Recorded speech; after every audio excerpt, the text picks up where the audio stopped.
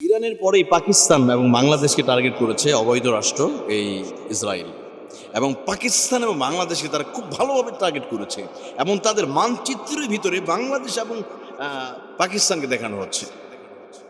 আমার তো মনে হচ্ছে এখন পাকিস্তান সহ গোটা মুসলিম বিশ্বের কাজ হবে আমাদের ইউনিটি হওয়া উচিত। আর পাকিস্তানের উচিত হবে ইরান, তুরস্ক, সৌদি আরব বিভিন্ন মুসলিম রাষ্ট্রগুলোতে তাদের পারমাণবিক বোমাগুলোর উপকূল তাদেরকে সেল করা, সাপ্লাই করে দেওয়া। দেখেন বছরের পর বছর তারা অ্যাটমিক বোমা তৈরি করছে আর মুসলিমদেরকে বিরত রেখে। মুসলমানদের কি নাই? সবচেয়ে বেশি টাকা মুসলমানদের এখন। কুয়েত বলেন, কাতার, পৃথিবীর আমি যদি বলি পৃথিবীর সবচেয়ে কাদের টাকার মান বেশি, কারা ধনী সবচেয়ে? কুয়েত, কাতার। তারা চাইলেই 5 মাসের ভিতরে প্রতি মাসে মাসে অ্যাটমিক বোমা তৈরি করতে পারে, কিন্তু এদেরকে বিরত রাখছে। এখন মুসলমানদেরকে এই অ্যাটমিক বোমার জন্য, এই অ্যাটমিক বোমায় আপনাকে নিরাপত্তা দিতে পারে। শান্তির ট্যাবলেট হলো এই পারমাণবিক বোমা।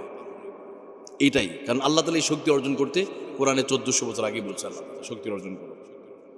যেমন কোরআনে আল্লাহ বলছেন, ওয়াআইদ্দু লাহুম মাসতাতাতুম মিন কুওয়াতিন ওয়া মির রিবাতিল খাইলি তুরহিবুনা বিহি আদুওয়াল্লাহি ওয়া আদুওয়াকুম ওয়া আখারিনা মিন দুনিহিম। আল্লাহ তাআলা বলেন শত্রুর বিরুদ্ধে তোমাদের শক্তি অর্জন করতে হবে। এই আয়াত যখন অবতীর্ণ হচ্ছিল 1500 বছর আগে, তখনও পৃথিবীতে যুদ্ধ হতেছিল। ওই সময়ের যুদ্ধগুলো হতো তলোয়ার দিয়ে এবং তীর ধনুক দিয়ে, তলোয়ার দিয়ে তীর ধনুক দিয়ে চলছে। আল্লাহ তাআলা তখন কোরআনে বলতে পারতেন যে তোমরা শত্রুর বিপরীতে তীর ধনুক অথবা তলোয়ারের শক্তি অর্জন করো, কিন্তু রব্বুল আলামিনটা বলে নাই। কি বলছে? কুওয়া, দ্যাট মিন শক্তি, তোমার শক্তি অর্জন করবে। অর্থাৎ আল্লাহ তাআলা বোঝাতে চাইলেন এই পৃথিবীর ইতিহাসে কিয়ামত পর্যন্ত শত্রুরা যে শক্তিতে শক্তিশালী হবে, ওই কাফের আর বেঈমানরা যে শক্তিতে শক্তিশালী হবে, যেই অস্ত্রতে শক্তিশালী হবে, তোমাদেরকে ওই শক্তি দিয়ে তোমাদেরকে শক্তিশালী হওয়া লাগবে ওই শত্রুদের বিপরীতে। তাহলে বর্তমান পৃথিবীতে সবচেয়ে শক্তিশালী দামি বোমা হলো, সেটা হলো অ্যাটমিক বোমা। এই বোমা যাদের আছে, দ্বিতীয় বিশ্বযুদ্ধের পরে গত 80 বছরের ভিতরে ওই অ্যাটমিক বোমার শক্তি অধিকারী দেশের উপরে কেউ হামলা করে নাই। তার মানে বোঝা গেল অ্যাটমিক বোমা মানুষকে নিরাপত্তা দিবে। এটা শান্তির ট্যাবলেট, যুদ্ধ হবে না, আপনাকে কেউ হামলা করতে আসবে না, তাই না? তো এটাই তো শান্তির ট্যাবলেট। আজকে আমরা মুসলমানরা আমাদেরকে ডিভাইডেড করে রাখছে।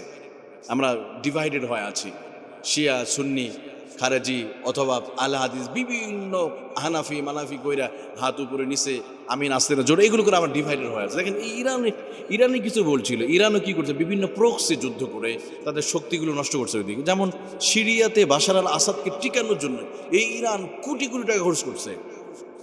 বাশার আল আসাদকে টিকে রাখার জন্য, যার কোনো জনসমর্থন ছিল না, স্বৈরাচার, অথচ তারকে টিকে রাখার জন্য কোটি কোটি টাকা ব্যয় করছে ইরান। একইভাবে হিজবুল্লাহ বলেন, হুতি বলেন, এগুলোর পিছনে কোটি কোটি টাকা ব্যয় করছে, ইরাকি করেছে। তাহলে এটা কি সুন্নিদের বিপরীত? সুন্নি হলে মেরে ফেল। এই যে মানসিকতা ইরানেরও চেঞ্জ করা উচিত এবং আমাদেরও চেঞ্জ করতে হবে।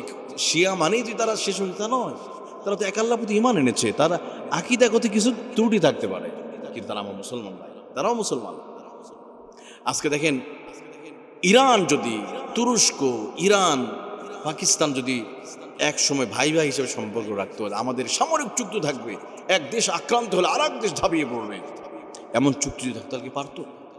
দেখেন তুরস্কের প্রেসিডেন্ট একবার ইরানের প্রথমে যখন প্রধানমন্ত্রী হলো এরদোগান, তিনি ইরানে এসেছিলেন, খমেনির সাথে সাক্ষাৎ করতে এসেছে। সাধারণ একটা প্লাস্টিকের মতো চেয়ার, কাঠের চেয়ার বসিয়েছে এরদোগানকে, আর তিনি অনেক 10 হাত দূরে তিনি বসে আছেন। কেন? উনি তো মুসলমান ভাই না, ওনার কাছে টেনে নেন না। আর একজন প্রাইম মিনিস্টার এসেছে এরদোগান, একজন রাষ্ট্রপতি এরদোগান, তাকে বসে দিয়েছে কি কাঠের চেয়ারে। এটাই স্পষ্ট, এটা ছবিটা ভিডিও দেখছে অনেকে, আমি নিজে দেখছি। এই যে সে ভাবছে না আমরা তুরস্কের চাইতে আমরা ক্ষমতাবান, অমুকের চাইতে ক্ষমতাবান। ইরান দেখেন ভারতের সাথে ভালো সম্পর্ক রাখছে, অথচ পৃথিবীর আরেকটা ক্যান্সার ভারত। এই সাবাহার বন্দরের দায়িত্ব দিচ্ছে ইরান ভারতীয়দেরকে। আর এদিক থেকেই ইসরায়েলের মোসাদ ঢুকছে ওই দিক থেকে। অলরেডি ইরানে প্রায় 73 জন ভারতীয় গোয়েন্দা অর্থাৎ মোসাদে এজেন্ট ধরা পড়ছে। তাহলে ইরান কি নিজে বাসটা খাইছেন ওই দিক দিয়ে?